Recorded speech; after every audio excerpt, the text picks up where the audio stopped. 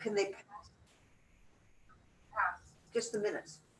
Yeah, the minutes, yeah, we can do that, because there's only two. Yeah, continue. Okay, so, yeah, so it'll just be you and Jim.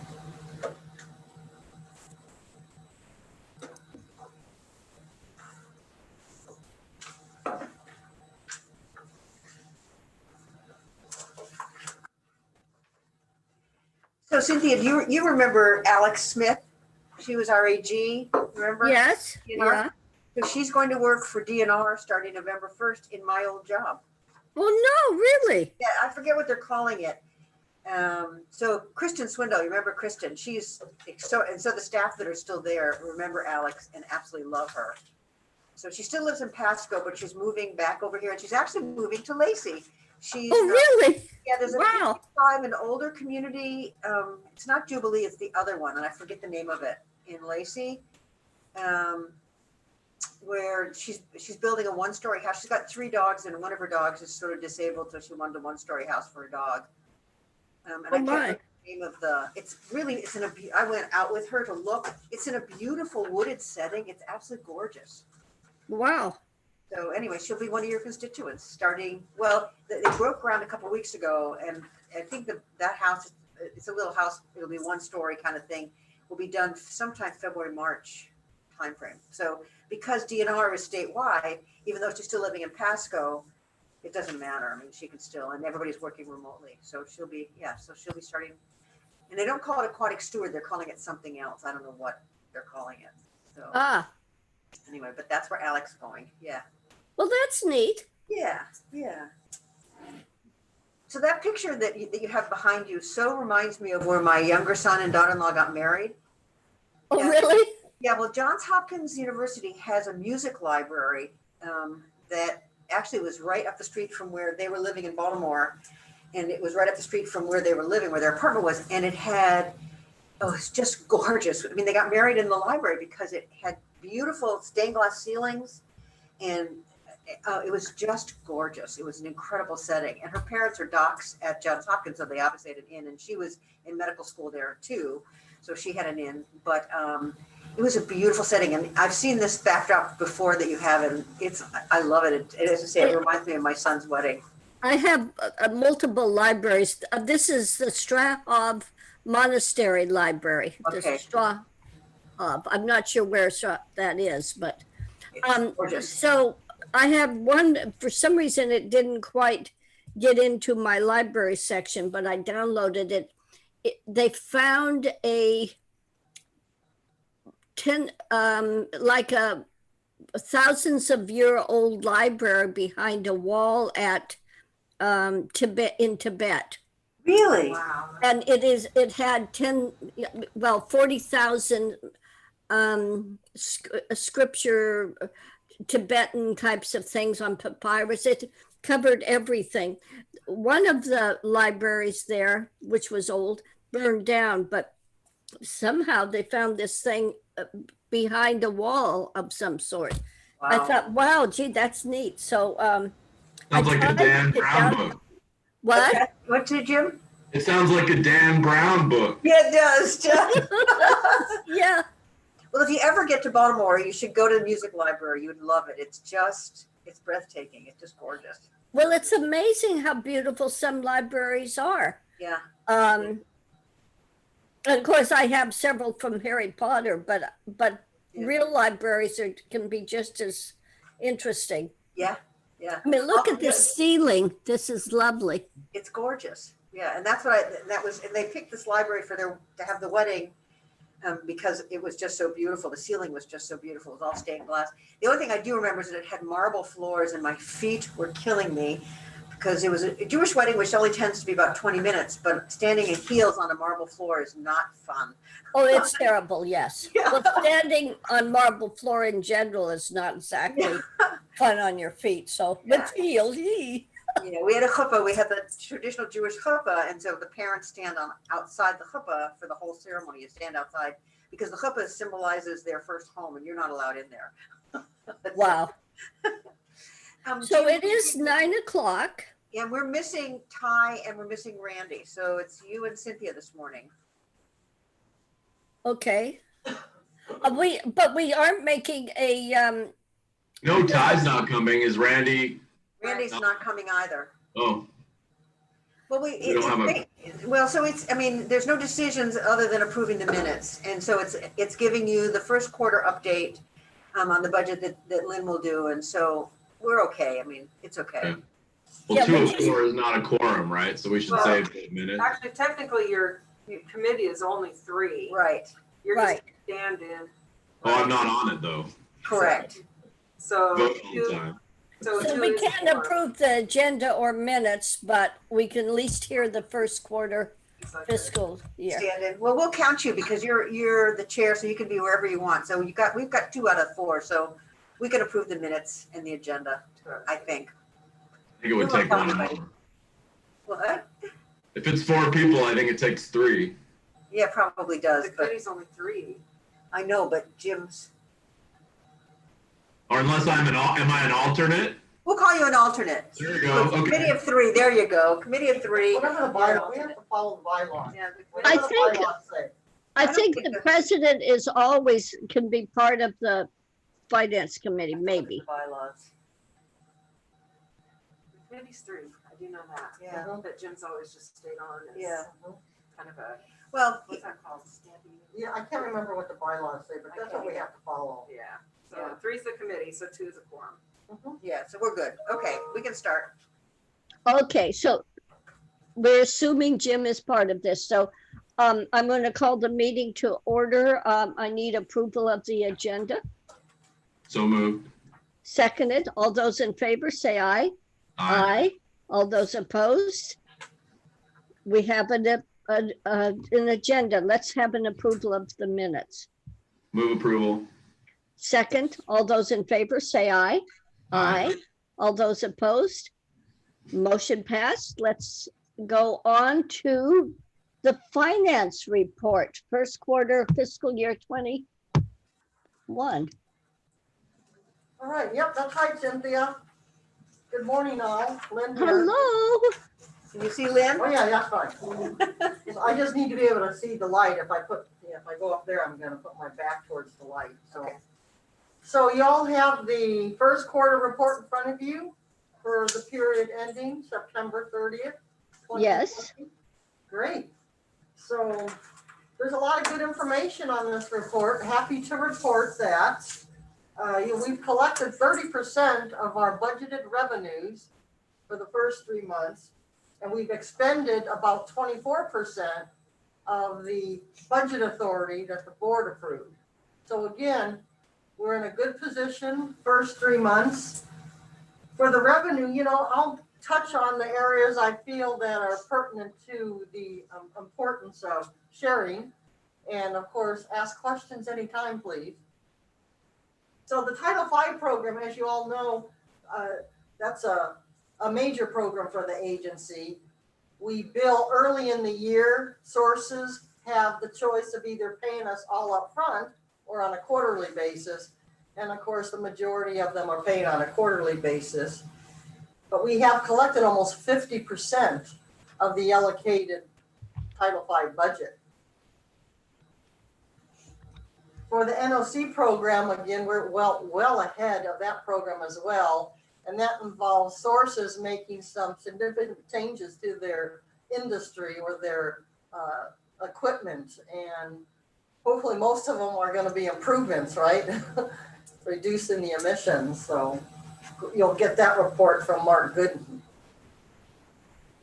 On our annual registration program, that's another major program that we pre-bill.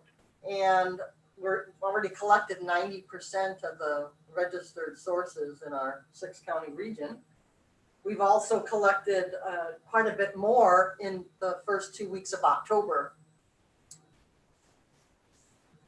For the assessments, as you know, we bill that out in January and we collect it by February, the end of February.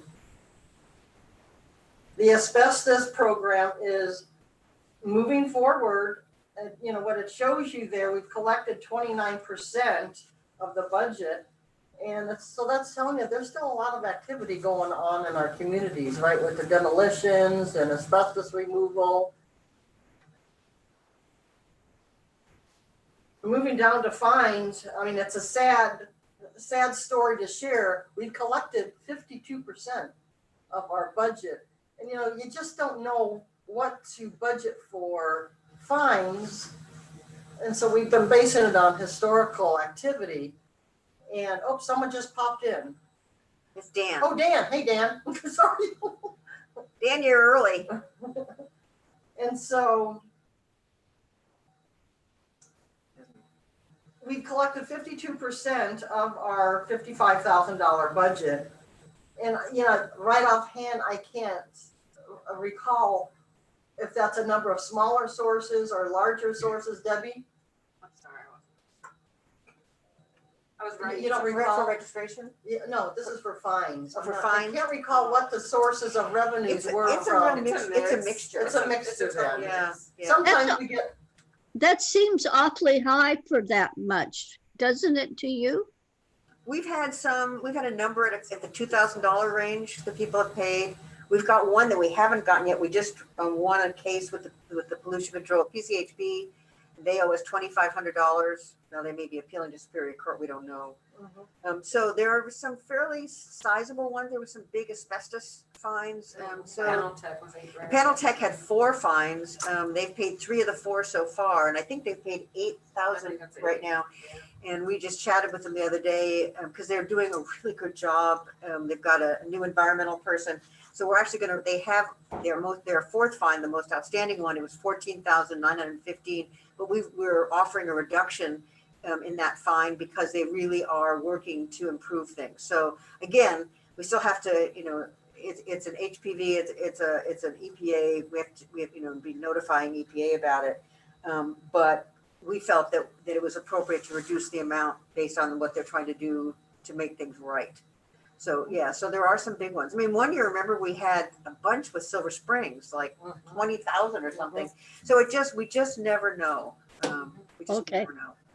Well, a third of that 28 grand is just Panel Tech then. one almost. source, right, that's what Yeah. it sounds like. Right. Well, yeah, because we've gotten 8,000 already from Panel Tech, and that's in here. I think it's in here.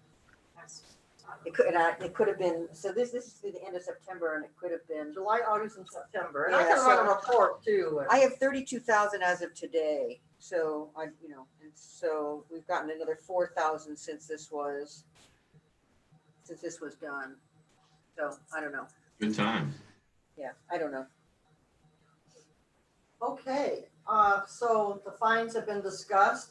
We're on target with our rental income as well. We're slightly below. However, we believe we're going to be renting the 9th office that we have available.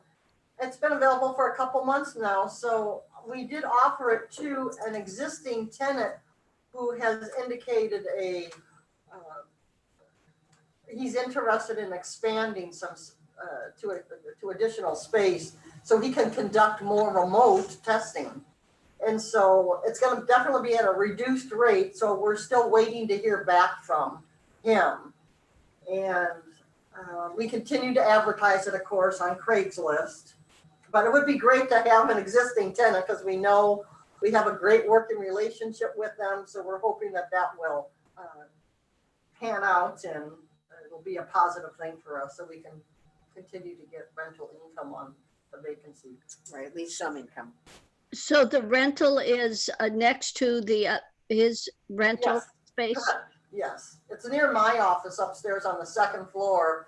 And the Olympian network testing, they conduct testing, of our police, women and men, and making sure that they're fit for the field. And they do physical agility testing on the weekends. And it's a great working with Steve. He's a fantastic tenant. Okay. Pays on time and early. And again, he's been with us for about 5 years. And he's Say the been- name of that tenant again.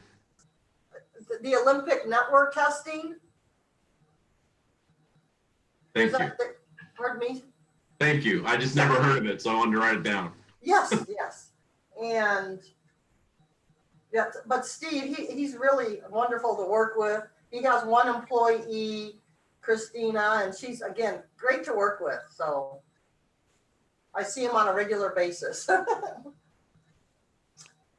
And of course, at this point, we're not using any of our residual reserve.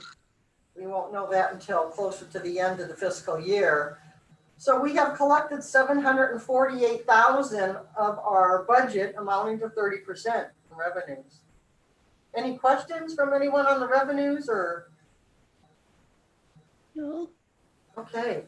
On the expenditure side, again, I shared we're at about 24% of expenditures, and we're on target with the payroll expenses, 24%. On our non-payroll, we're slightly higher at 32%. However, that has to do with our annual premium payment that we remit to Endurus. We always prepay that in advance, 1 year in advance.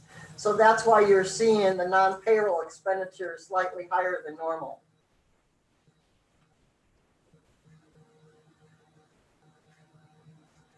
And that was 33,500, and I budgeted 32. Their projection for the annual premium came out later than usual, so I wasn't able to be more accurate with the premium. And of course, as you know, there was a lot of velocity in the nationwide with catastrophes, natural, and of course, it affects in some way what our premium is. Moving on to our building operations and maintenance, you know, we have not made any of our debt service payments to date. We have 2 payments we make in December 1 and June 1. So our first one will be coming up in about 6 weeks. And that's the larger, the principal and interest. And then in June, it's just an interest payment. And really, there hasn't been a lot of activity with any major maintenance or for our building, so that's a good thing. For our operations, for our wood smoke education, our air toxic, Chica Peak, we've spent about 23% of our budget. And the good news is we budgeted 100,000 for the wood smoke. We have expended almost 35,000, and I have about 7,000 in my accounts payable to pay this week. This is a program that we'll be bringing up later on in the board meeting with a budget amendment, adding 35,000. So we're about 23% in expenditures for our non-payroll or operational program.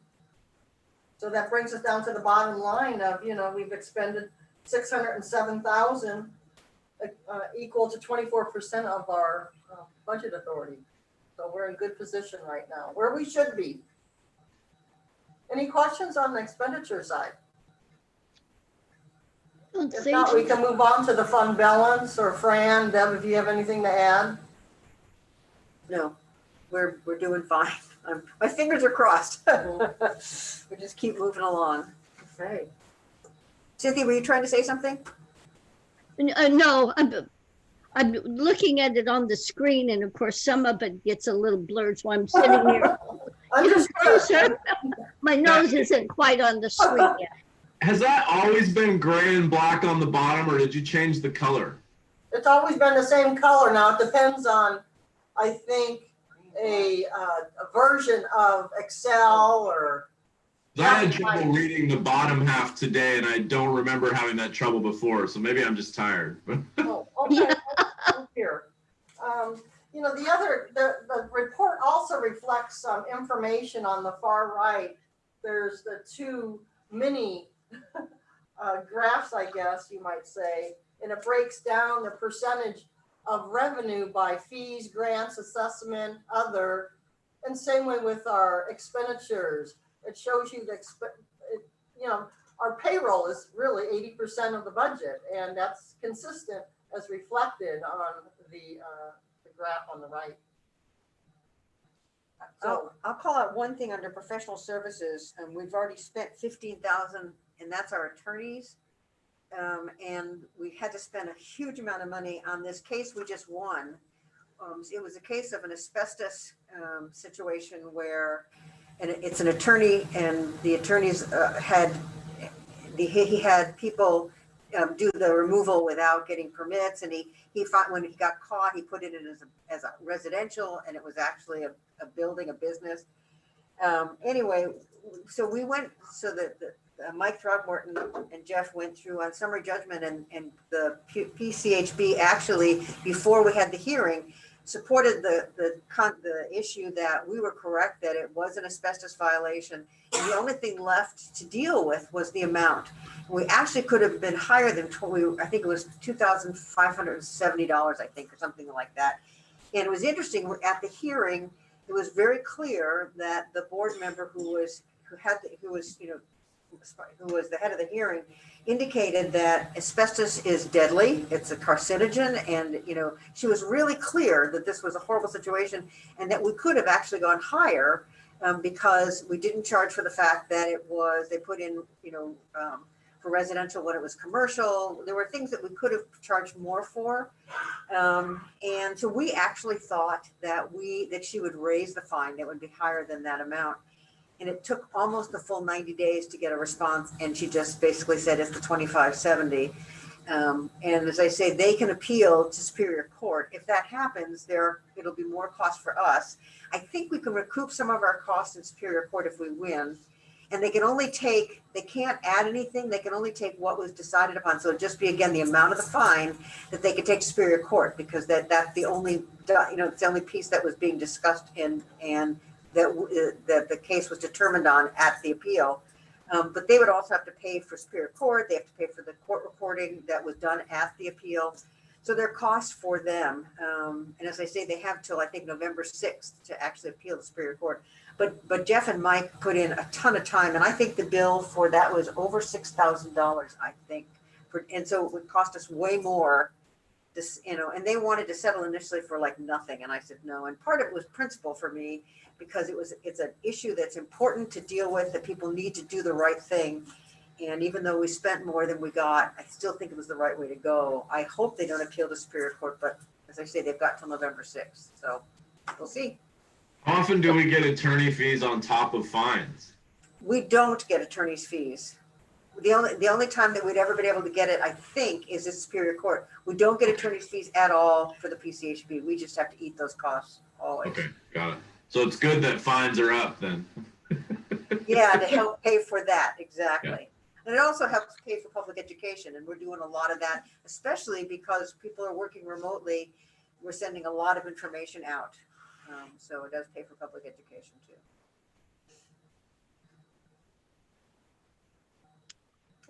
Any questions or comments from anybody?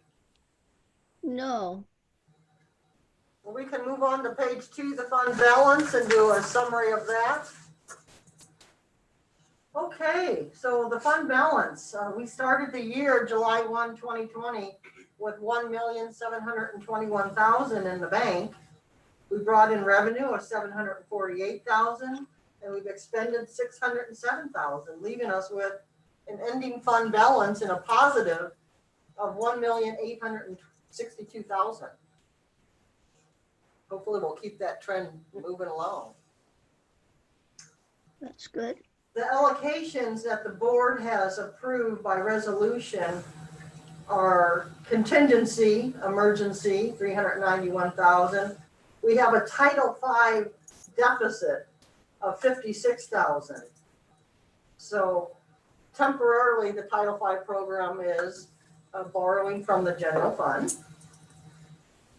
We have security deposits that we're holding of $5,575, office buildings $60,000, monitoring $20,000, database $145,000, and then our vacation sick leave did increase by about close to $55,000 from last year. So with the ending balance of staff's vacation, some sick leave for the director, and then comp time, it increased it to $211,000. So our contingency and capital funds amount to $777,000, and then we have an unreserved fund balance of a little over $1 million. Any questions on? Is the Title V reserve allowed to be negative, or do we need to put cash in it? Oh yeah, it's a running Okay.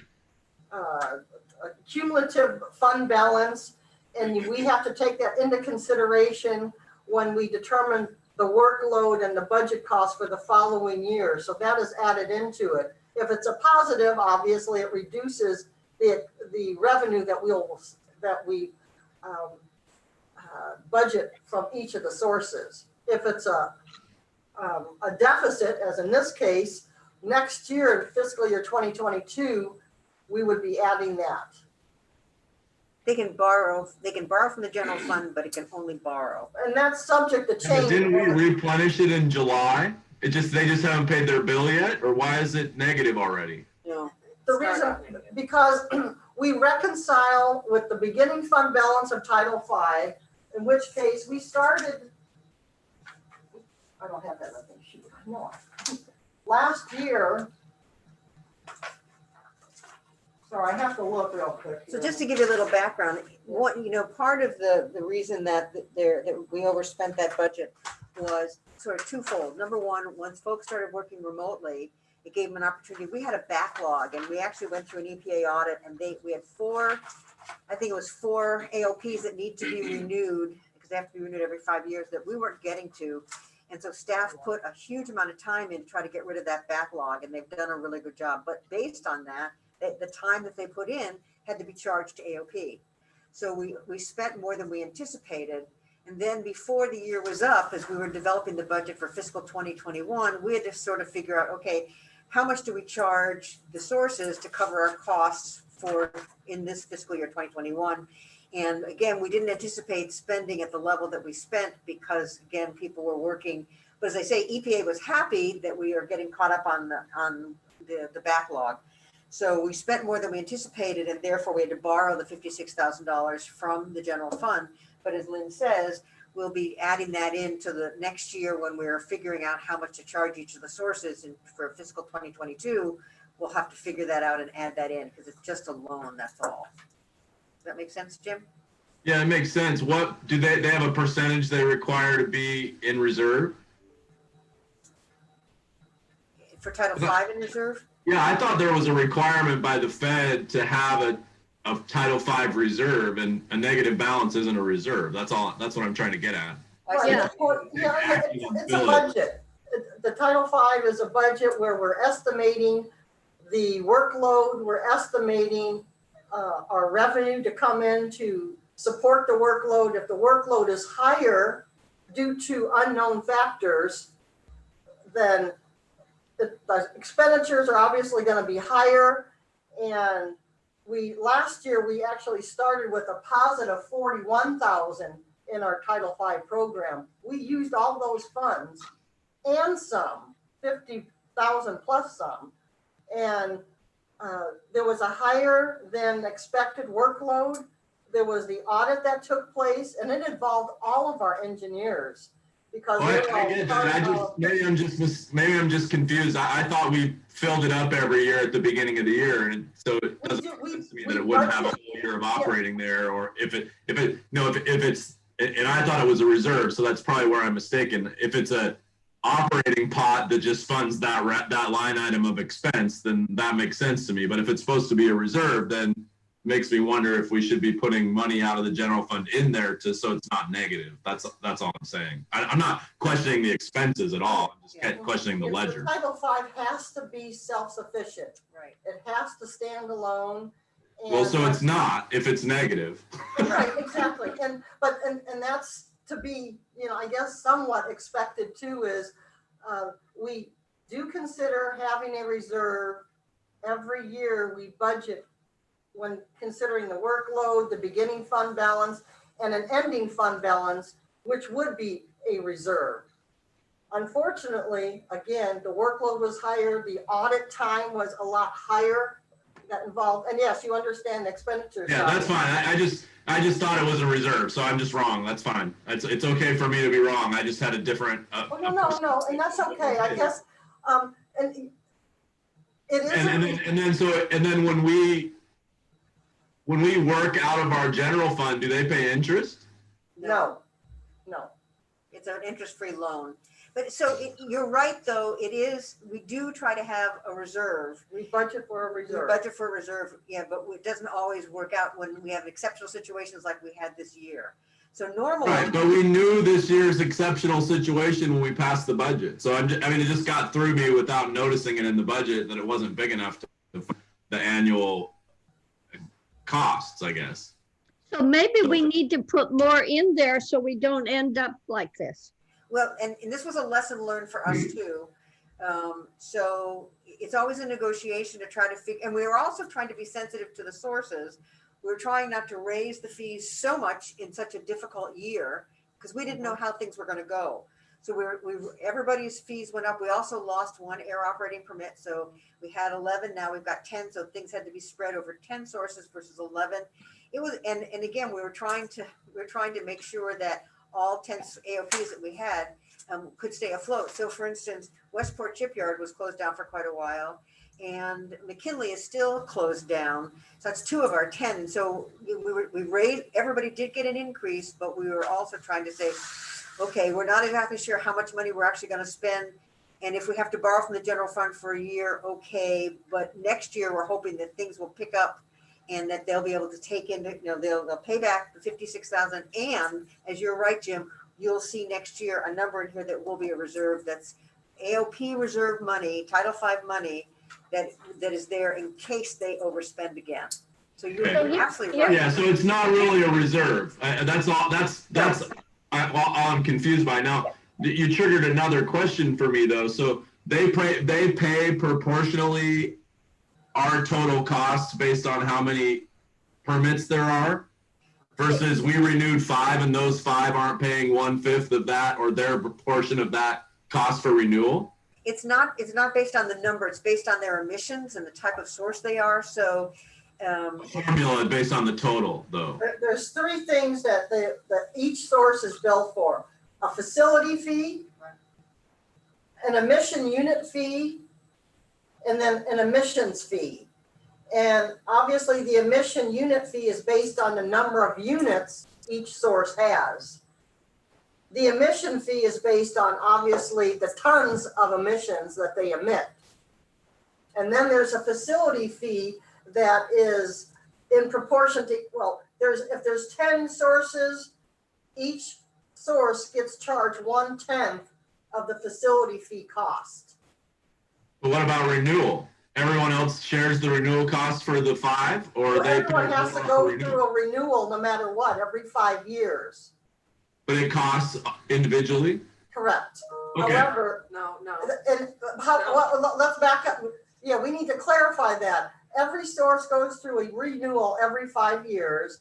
And during those 5 years, everyone is sharing in the cost of those renewals. It's true. So This is a basically, federal, this is how the feds have. right. And so Mark looks at the permits, and we work with the engineers and compliance to say, okay, what is the workload for X source for this next year? And also we calculate in what our hourly rate is for engineers and compliance. So that's all part of the calculation.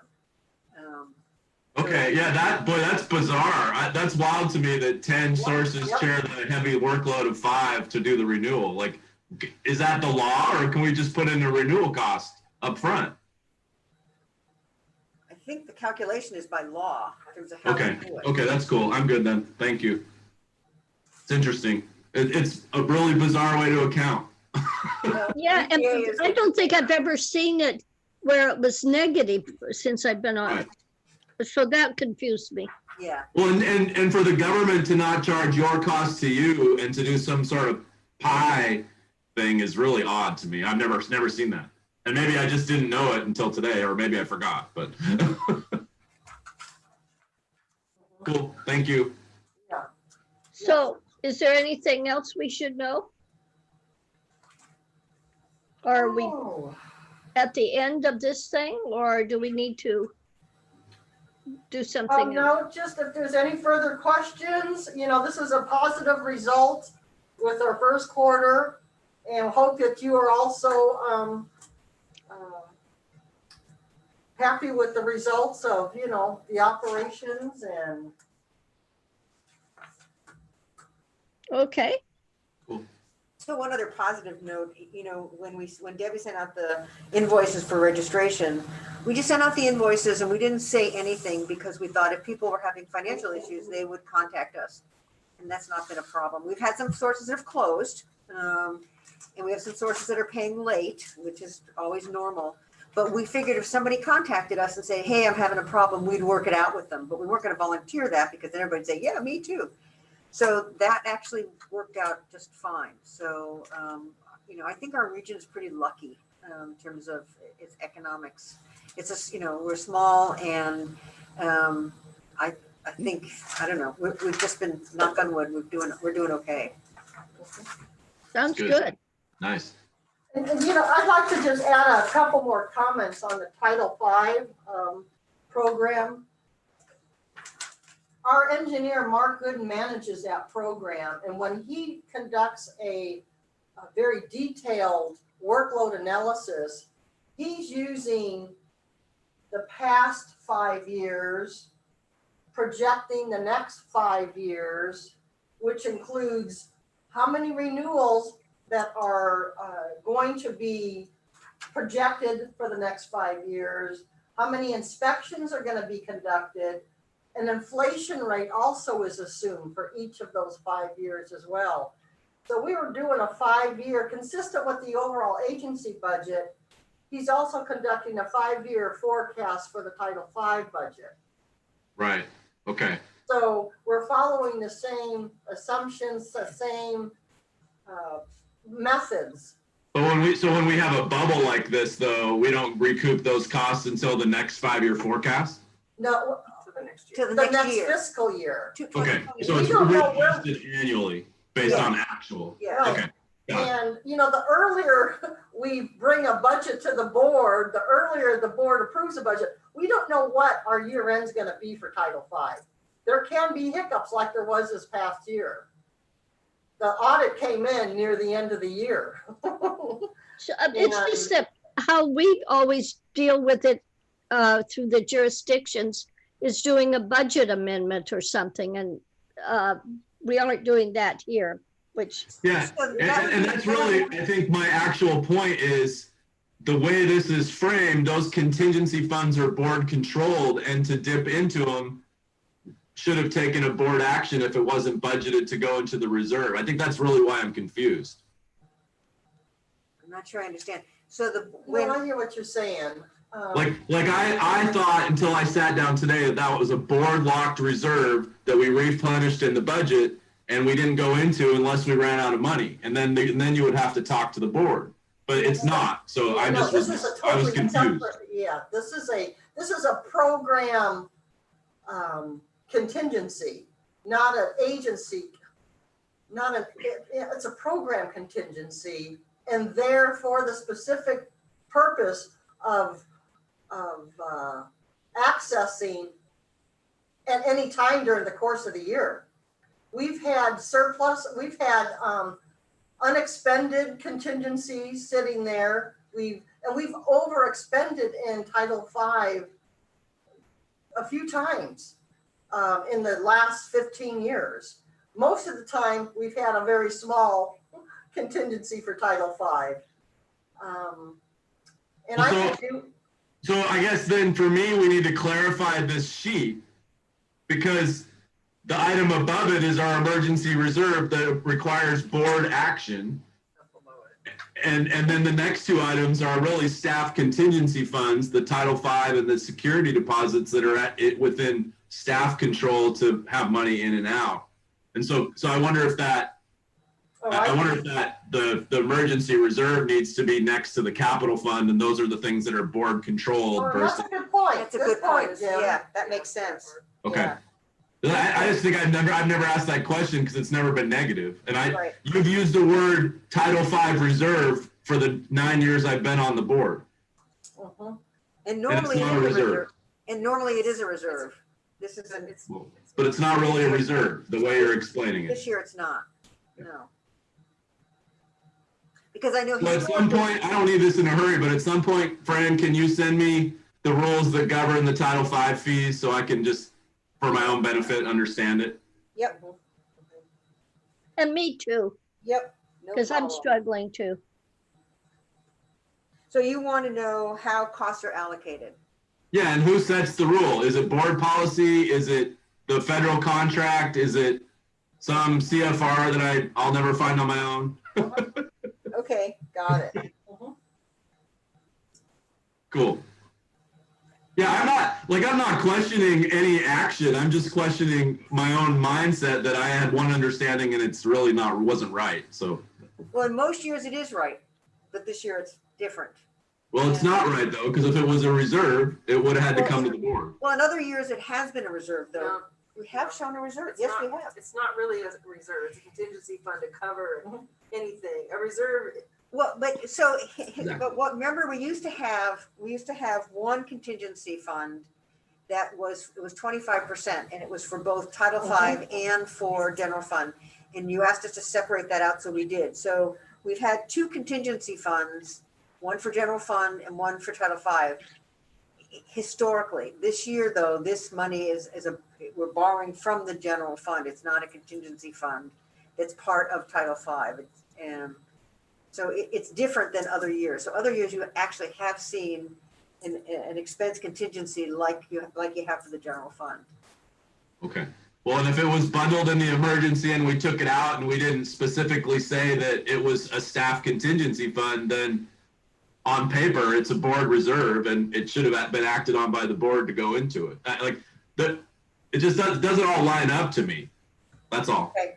No, it makes sense. No, you make sense. No, and clarification is needed here. Yep. Yeah. And I don't want more power. I just want to know we're doing it right when someone No, I comes and agree. back. Right. And the part that we are doing right is, that, and we can show you that says that if we have to borrow from the general fund, we can, but it must be paid back. It Right. can't- And it's audited and that feels fine to me. It is audited. Oh, yeah, the state auditors does a separate audit just on the Title V program. Well, that's what I would assume because Title V is definitely a federal program. You have to have it pulled out like that. Right. Yeah. okay. I'm good. I We'll just get y'all didn't both at it. realize the line item could be negative at the time. That's the part I didn't understand. You could go into general funds. Mhm. Yeah, because really what you've done is you've expended the reserve, the contingency funds that are in the budget, the 250,000, not Title V money. Yeah, Right, understood, right. understood. So the revenue should be coming from the reserve, not from Title V. That takes it in the hole. Right. Right. Does that make sense? Yes.